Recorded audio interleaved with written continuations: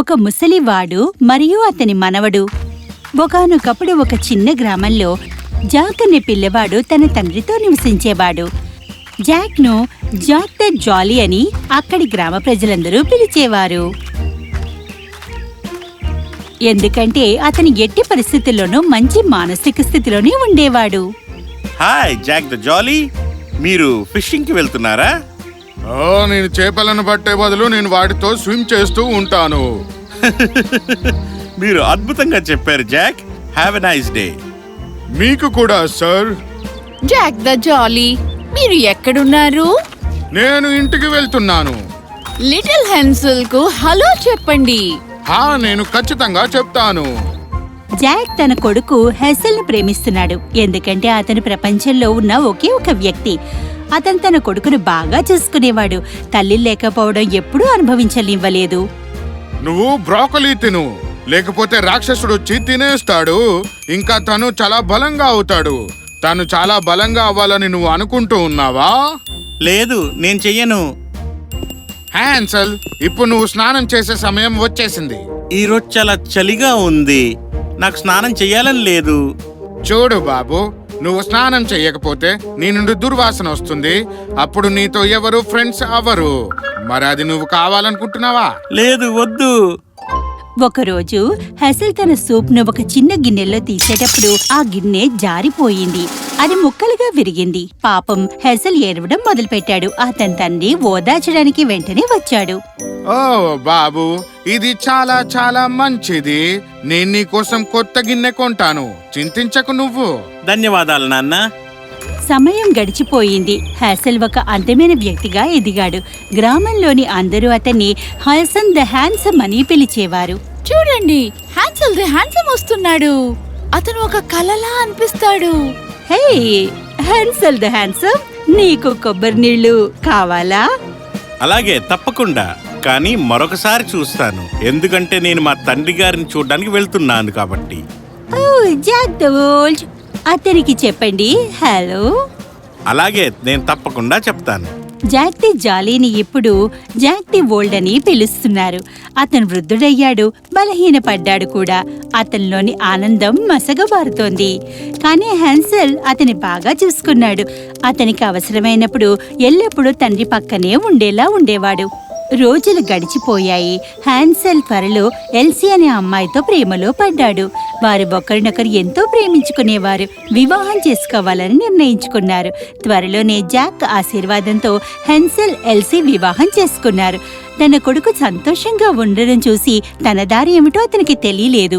కొన్ని నెలలు గడిచే కొద్దీ ఎల్సీ తన నిజమైన రంగులు చూపించడం మొదలుపెట్టింది. ఆమె హ్యాన్సెల్ను తన తండ్రి నుండి దూరం చేయడం ప్రారంభించింది. త్వరలోనే హ్యాన్సెల్ మారిన వ్యక్తి అయిపోయాడు. అతను తన తండ్రి పట్ల కలిగి ఉన్న ప్రేమని, గౌరవాన్ని భార్యతో మరింత అనుబంధం పొందడంతో క్రమంగా తగ్గిపోయింది. ఎల్సీ హ్యాన్సెల్ను నియంత్రించాడు. ఆమె ఇష్టాలను, అభిరుచులను నెరవేర్చడం మొదలుపెట్టాడు. హ్యాన్సల్, మీరెక్కడికి వెళ్తున్నారు? నేను మా నాన్నని కలవటానికి వెళ్తున్నాను. నేను అతను తిన్నాడో లేదో కనుక్కొని వస్తాను. మీరంతా మీ తండ్రి గారి గురించి ఆలోచిస్తారు. నా గురించి ఏంటి హ్యాన్సల్? నా గురించి ఏమిటి? నా పట్ల మీకు అసలు బాధ్యతలంటూ ఏమీ లేవా? తప్పకుండా ఉంది ప్రియతమా. ఇదిగో, నేను వచ్చేశాను. సంతోషమేనా? ఆ విధంగా ఎల్సీ హ్యాన్సెన్ను తన తండ్రి నుండి దూరం చేయడం మొదలుపెట్టింది. ఆమె తన భర్తను తనంతటి తానుగా కోరుకుంది. జాక్తో అసభ్యంగా ప్రవర్తించడం ప్రారంభించింది. ఇది హ్యాన్సెల్ను ప్రభావితం చేసింది. అతను తన తండ్రి యొక్క శ్రేయస్సు కోసం ఆశించడం మానేశాడు. మీ నాన్నగారు ఎప్పుడు చూసినా నిద్రపోతూనే ఉంటారు. అతని గురక శబ్దాన్ని నేను భరించలేను. నాన్న, కొంచెం జాగ్రత్తగా ఉండండి. అలా ఉంటారా? త్వరలోనే జాక్ తన కొడుకు నుండి ఒంటరితనం పొందాడు. మరింత దూరం అవ్వసాగాడు. అతనితో మాట్లాడడానికి, అతని భావోద్వేగాల్ని పంచుకోవడానికి ఎవరూ లేరు. 1 సంవత్సరం గడిచిపోయింది. ఎల్సీకి ఒక కొడుకు పుట్టాడు. వీరికి వారు హ్యారీ అని పేరు పెట్టారు. హ్యారీ కోసం కొత్త జీవితం తీసుకున్నాడు. అతను హ్యారీతో ఆడుకునేవాడు. జాక్తో అలవాటు పడ్డాడు. హ్యారీ అతని తాత యొక్క సాన్నిహిత్యాన్ని ఎల్సీ ఇష్టపడలేదు. హ్యాన్సల్, మీరు నన్ను అస్సలు ప్రేమించారు. మీ ప్రేమంతా మీ తండ్రి గారి కోసం మాత్రమే. అలాంటిదేమీ లేదు నా ప్రియతమా. అయితే మరి అలాంటప్పుడు అతన్ని వృద్ధాశ్రమానికి ఎందుకు పంపించేయటం లేదు? అలా చెయ్యలేము. ఇది తన ఇల్లే. అయినా కూడా హ్యారీని చూసుకోవడానికి కూడా ఎవరో మనిషి కావాలి కదా. హెన్సెల్ సరైందని తెలుసుకున్న ఎల్సీ తడుముకున్నాడు. ఆమె రోజువారీ పనులను మరియు చిన్న హ్యారీని స్వయంగా చూసుకోలేకపోయాడు. మీరు చెప్పింది నిజమే. నేనిప్పుడు చెప్తున్నా, ఇది ఎప్పటికీ కొనసాగదు. అతన్ని త్వరలోనే ఇంటి నుంచి పంపించేయాలి. అవును, అలాగే నా ప్రియతమా. హ్యారీ జన్మించి 8 సంవత్సరాలు గడిచాయి. జాక్ ది ఓల్డ్ పెద్దవాడయ్యాడు, బలహీనవస్తుడయ్యాడు. అతని కళ్ళు మసకబారాయి, చెవులు వినడానికి నీరసంగా ఉన్నాయి. అతని చేతులు మోకాళ్ళు వణకడం మొదలుపెట్టాయి. మనవడు మాత్రమే అతనికి దారి చూపించాడు. త్వరలోనే జాక్ పరిస్థితి మరింత దిగజారింది. తినేటప్పుడు చెంచా కూడా సరిగ్గా పట్టుకోలేని స్థితిలో అతని చేతులు వణకసాగాయి. ఒకరోజు డైనింగ్ టేబుల్ వద్ద కూర్చున్నప్పుడు అతని చెంచా పట్టుకోలేకపోయాడు. టేబుల్ క్లాత్ మీద ఉడకబెట్టిన పులుసు వంపేశాడు. ఇది నిష్కపటమైన ఎల్సీని కోపంగా చేసింది. ఓ, ఇదెలా జరిగింది? ఇది నేను మార్కెట్ నుంచి తెచ్చిన ఖరీదైన టేబుల్ క్లాత్. ఇప్పుడు దాన్ని ఎవరు శుభ్రం చేస్తారు? హ్యాన్సెల్ తన భార్యను ఓదార్చడానికి ప్రయత్నించాడు. నువ్వు కొంచెం ఆగు నా ప్రియతమా. శాంతించాలా? శాంతించాలా? ఈ టేబుల్ క్లాత్ నాకు ఎంత ఇష్టమో మీకు తెలుసా? హెన్సెల్ ఒక లోతైన శ్వాస తీసుకుని మరుసటి రోజు నుండి జాక్ టేబుల్ వద్ద కూర్చోవద్దని నిర్ణయం తీసుకున్నాడు. కాబట్టి మరుసటి రోజు నుండి జాక్ స్టవ్ వెనుక మూలలో కూర్చోవలసి వచ్చింది. అతనికి మట్టి పాత్రలో గిన్నెలో అన్నం ఇవ్వడం మొదలుపెట్టింది. కాని జాక్ చేయి వణికింది. గిన్నె అతని చేతి నుండి పడి ముక్కలుగా పగిలిపోయింది. ఎల్సీ కిచెన్ వైపు పరిగెత్తుకుంటూ వచ్చింది. Oh no! ఇది నా కుటుంబం నాకు బహుమతిగా ఇచ్చిన ఖరీదైన మట్టి పాత్ర. ఓల్డ్ మ్యాన్, మీరు నా భర్త సంపాదనపై జీవించి మా డబ్బును వృధా చేస్తున్నారు. ఖరీదైన గిన్నెలో మీకు వడ్డించడానికి మీకు అంత అర్హత లేదు. కాని జాక్ ఏమీ అనలేదు. కన్నీళ్లతో నిండిన కళ్లతో విరిగిన గిన్నె ముక్కలను చూస్తూ నిట్టూర్చాడు. ఇంతలో చిన్న హ్యారీ ఇవన్నీ ఒక మూల నుండి చూసేవాడు. తన కుమారుడు మరియు కోడల ప్రవర్తనతో జాక్ తీవ్రంగా గాయపడ్డాడు. నిస్సహాయంగా అతను తరచుగా హ్యాన్సెల్ చిన్నతనంలో గత రోజుల గురించి ఆలోచించసాగాడు. ఓ బాబు, ఇది చాలా చాలా మంచిది. నేను నీకోసం కొత్త గిన్నె కొంటాను, చింతించకు నువ్వు.